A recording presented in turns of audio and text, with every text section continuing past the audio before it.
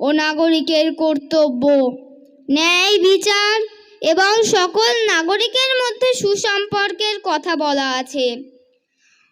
আজ আমরা যে বিষয়ের জন্য এখানে এসেছি সেটি হলো কেন্দ্রীয় সরকার দ্বারা এমন একটি অকাপ সংশোধনীয় বিল পাস হয়েছে, তার দ্বারা ভারতীয় সংবিধান ও একটি জাতি কঠিন বিপদের মুখে।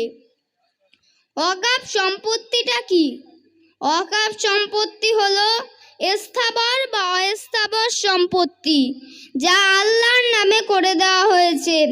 সেই সম্পত্তি সেবার কাজে ব্যবহার করা হয়, কিন্তু হস্তান্তর করা যায় না। ওয়াকফ বোর্ড এই সম্পত্তির সমস্ত সিদ্ধান্ত নিয়ে থাকে। সারা ভারতবর্ষ জুড়ে 9.4 লক্ষ একর জমি ও 8.7 লক্ষ সম্পত্তি আছে, যার আনুমানিক বাজার মূল্য 1.2 লক্ষ কোটি টাকা, যেটা এই কেন্দ্রীয় সরকার এই বিলের মাধ্যমে নিজেদের অধীনে রাখতে চাইছে। আমাদের আন্দোলন এই বিলের বিরুদ্ধে, কিন্তু আজ আমরা অসহায়, কারণ আমরা নেতাহীন। আজ আমরা যাদেরকে নেতা বলে মানি তারা সবাই স্বার্থপর। তারা আমাদেরকে একদল শাসকের কাছে বড় অঙ্কের টাকায় বিক্রি করেছে।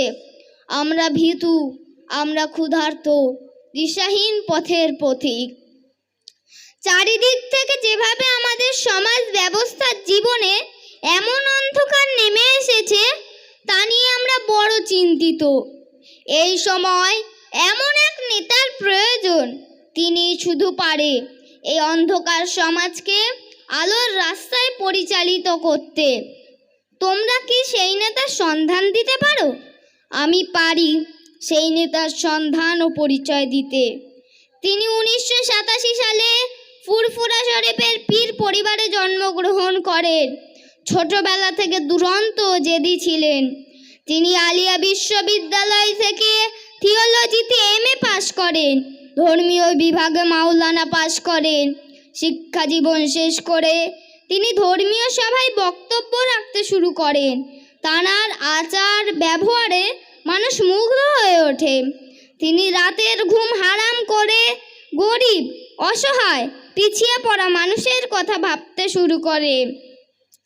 তাই সর্বপ্রথম 2016 সালে আহলে সুন্নাতুল জামাত নামে একটি অরাজনৈতিক সংগঠন প্রতিষ্ঠিত করেন। এই সংগঠনের মাধ্যমে সমাজের অসহায় মানুষের সেবা, মাদ্রাসা, মক্তব, মেধাবী ছাত্রদের অর্থদান এবং নিপীড়িত মানুষের কণ্ঠ হয়ে ওঠেন। জাতি ধর্ম নির্বিশেষে সকলের কাছে প্রিয় হয়ে ওঠেন। তাঁর জীবনের সুখ, শান্তি, আরাম, আয়েশ সব কিছু ত্যাগ করে বাংলার অলিতে গুলিতে ছুটে বেড়াচ্ছেন। তিনি রক্তকে পানি করে যে অর্থ উপার্জন করেছেন, সেই অর্থ থেকে 100 বিঘা জমি ক্রয় করেন। সেই জমিতে পিছিয়ে পড়া জাতির জন্য জ্ঞানের শহর গড়ে তোলার কাজে রাত দিন ব্যস্ত হয়ে আছেন। আজ আমরা যেটা বিপদের মুখে ভাবছি, তিনি সেটা আজ থেকে 10 বছর আগে অনুমান করেছিলেন।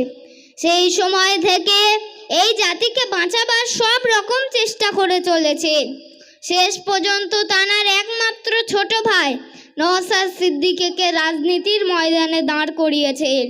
কিছু মুনাফেক মুসলমান ও কিছু দেশদ্রোহী তাঁকে সমাজের কাছে দেশদ্রোহীর দালাল বলে চিহ্নিত করার চেষ্টা চালাচ্ছে। এসবকে তোয়াক্কা না করে 24 পরগনা, মালদা, মুর্শিদাবাদ, মেদিনীপুর, হাওড়া, হুগলি এপার বাংলা ও ওপার বাংলা দাপিয়ে বেড়াচ্ছেন। ইসলাম মানে শান্তি ও ঈমান কথার অর্থ বিশ্বাস, সেটা তাঁকে লক্ষ্য করলে বোঝা যায়। তিনি নীতিতে কঠোর, লক্ষ্যে স্থির, বিশ্বাসে রাসূল, ভরসায় আল্লাহ। তিনি নবীর রেখে যাওয়া মানব প্রেম, ধর্মপ্রেম ও দেশপ্রেম বাংলার লক্ষ লক্ষ যুবকের হৃদয়ে ঢুকিয়ে দিয়েছেন।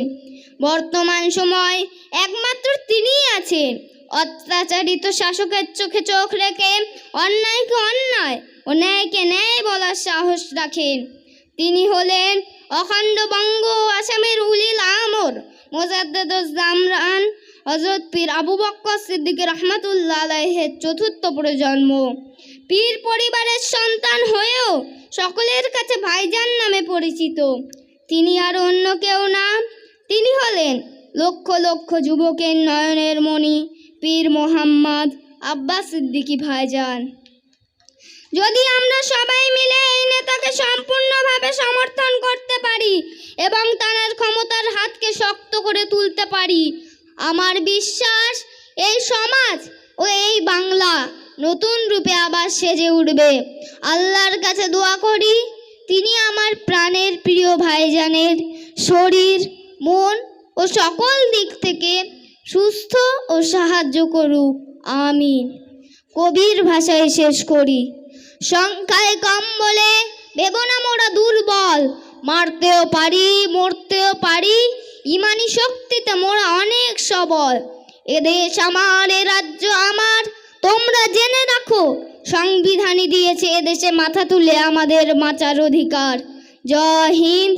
ভারতীয় সংবিধান জিন্দাবাদ, পবিত্র ভারতবর্ষ জিন্দাবাদ, আহলে সুন্নাত ওয়াল জামাত জিন্দাবাদ, প্রাণের প্রিয় ভাইজান আব্বাস সিদ্দিকী জিন্দাবাদ।